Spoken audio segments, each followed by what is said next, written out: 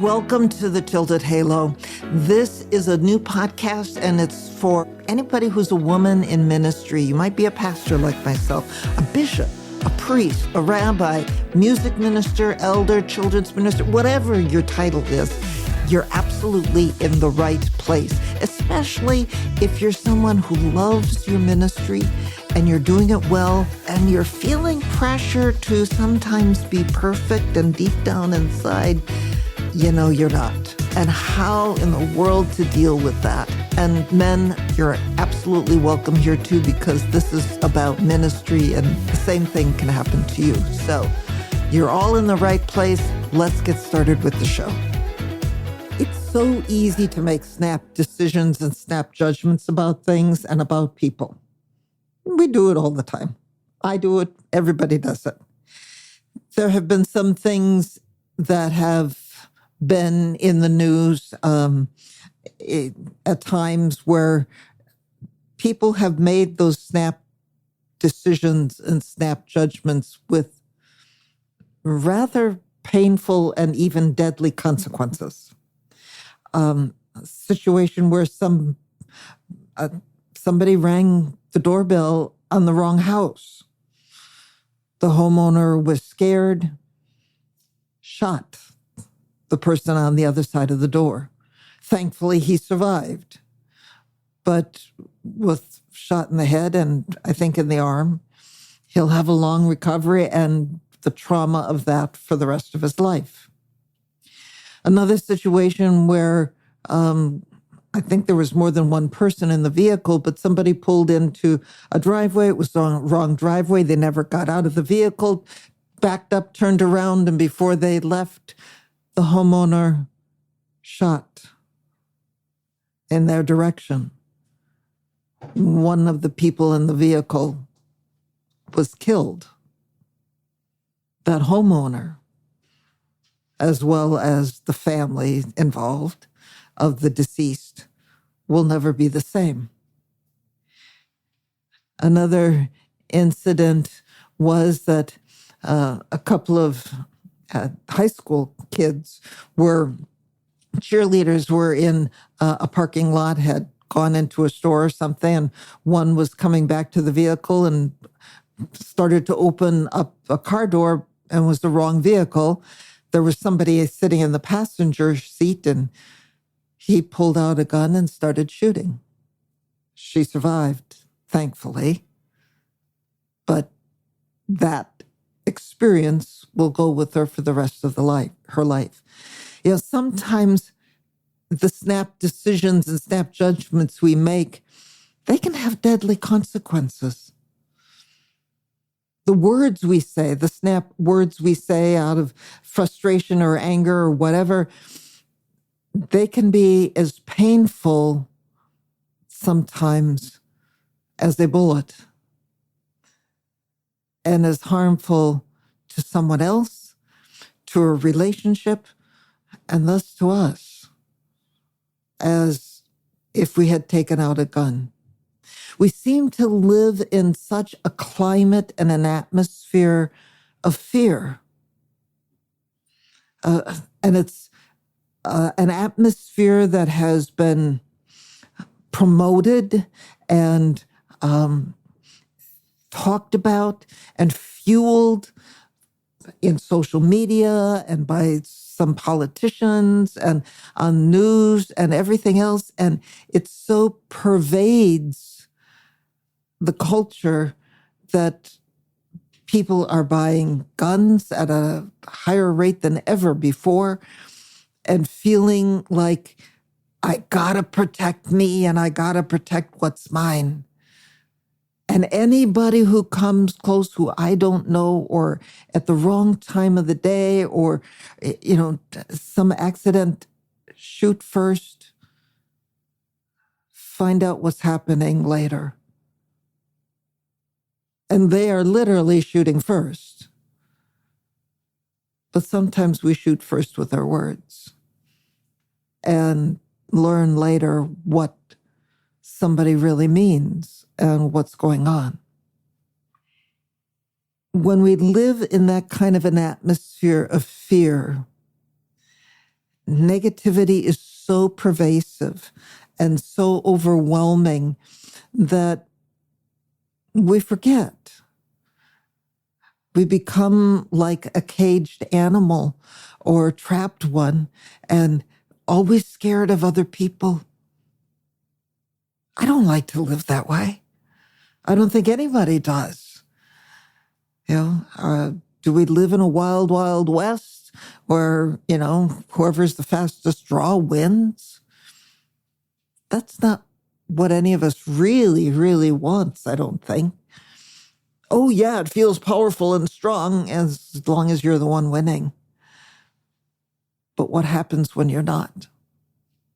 When somebody faster, stronger, bigger, whatever, comes along and you're no longer the one winning.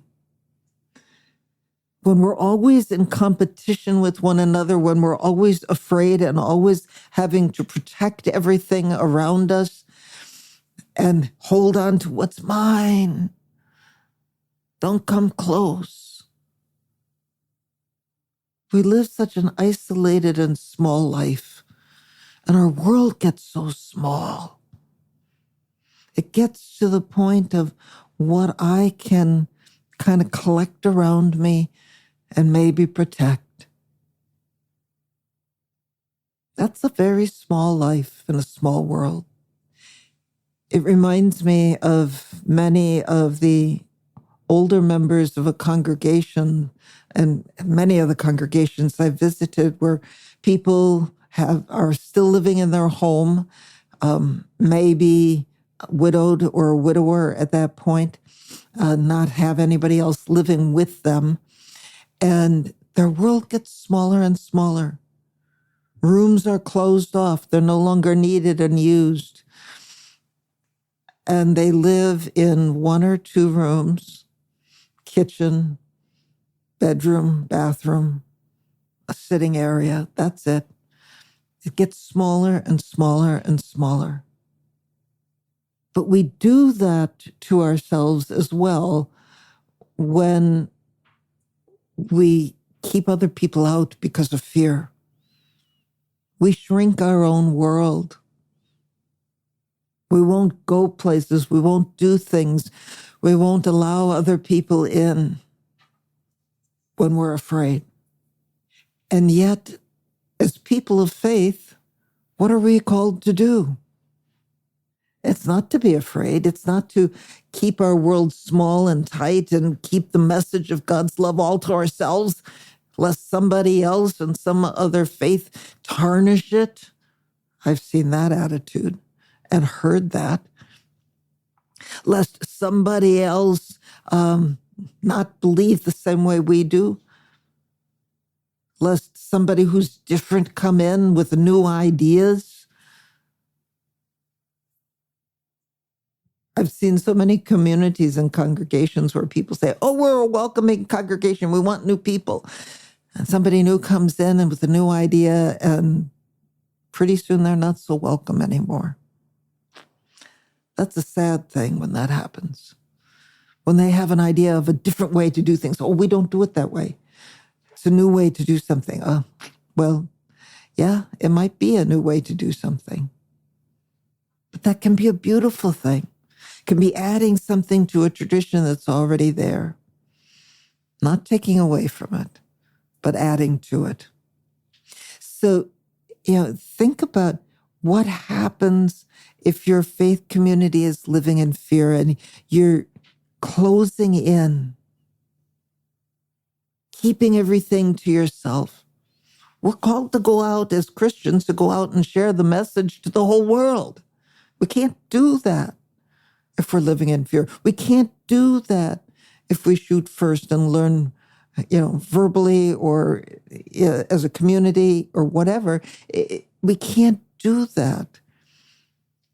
We can't go out to the whole world and share the message if we're living in fear.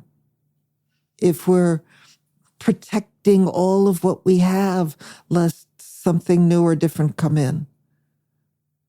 When we're thinking that, our way is the best way, and we just got to hold tight to what we have. God's always growing something new and bigger and better. You know, God is about creation, about new life, about abundance and overflowing. And He can't have that when we're holding so tight to what we have. We can't have that when we're scared. We can't have that when we're, learning later after we exclude in some way, manner, shape, or form. We can't have that living in fear. What is the temperature in your faith community? Is it cold to new people? How many people really love being there? And why? Do you know? Have you asked people what it is that they love about the congregation? I've seen many congregations where, this is a wonderful family church. Yes.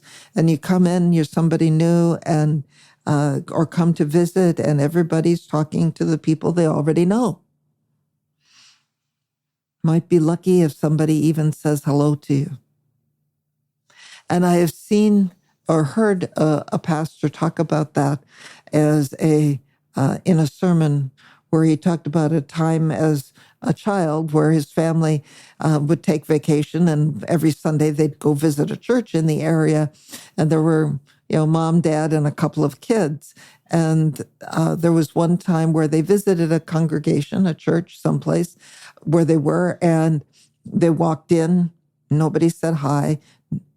End of the service, nobody talked with them. And pretty soon, the mother was going up and saying, "Hey, my name is," and introducing herself to everybody. And people were looking at her like, "Who's this crazy lady?" It's, but, are you really a friendly congregation? Are you ones that, make decisions about people before you let them in? Are you people who are so concerned about, everybody's got to be like us, and before we let them in? That's a way of shooting first and learning later. It's verbally and in our actions, in our attitudes. So think about that as you think about what's happening in our culture. How does that affect you? The fear, the negativity that's out there. How much of that do you bring into your worship space, into your faith community? How does that affect how you share the message and who you share it with? It does, in some way, manner, shape, or form. The question is just how. Are you a force that brings out an energy of love out into the community? Or are you one that closes your doors and protects things and kind of nestles in with the people who are part of your community? There are both kinds out there, and there are things in between. That's true. But what is your faith community like? What do you want it to be like? What does God call you to be like? All important questions. I can't answer them for you. Those are questions you need to face and ask within your faith community and within yourself. That's where it starts, within you as a faith leader, whether you're a professional in that position or a leader in your faith community. It starts with you asking those questions yourself, and then ask them in as loving and as kind a way as possible within your community. But also challenge any of the status quo that keeps others out and acts in fear or judgmentalism. So that's it for today, the thought for the day. Don't shoot first and learn later. Offer God's love first and welcome in first. Until next time, God's peace, God's blessings to each and every one of you. You have been listening to Tilted Halo with me, Kathleen Panning. What did you think about this episode? I'd really like to hear from you. Leave me some comments. Be sure to like, subscribe, and share this episode. And catch another upcoming episode for more conversation on ministry, life, mindset, and a whole lot more. Go to www.tiltedhalohelp.com, where I've got a resource guide and other resources waiting for you. And be sure to say hi to me, Kathleen Panning, on LinkedIn. See you on the next episode.